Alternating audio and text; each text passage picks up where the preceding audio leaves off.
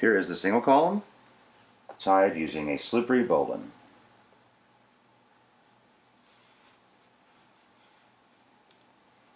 We do 2 wraps.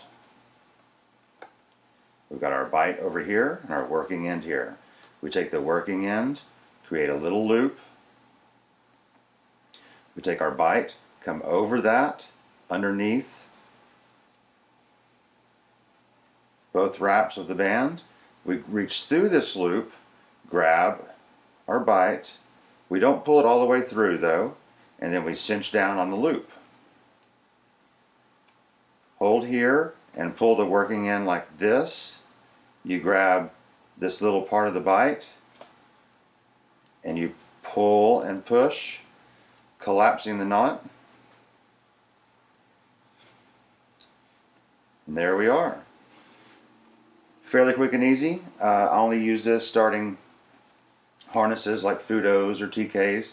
When you're done, you can grab this part of the bite and hold here and pull it loose, and everything should fall right off.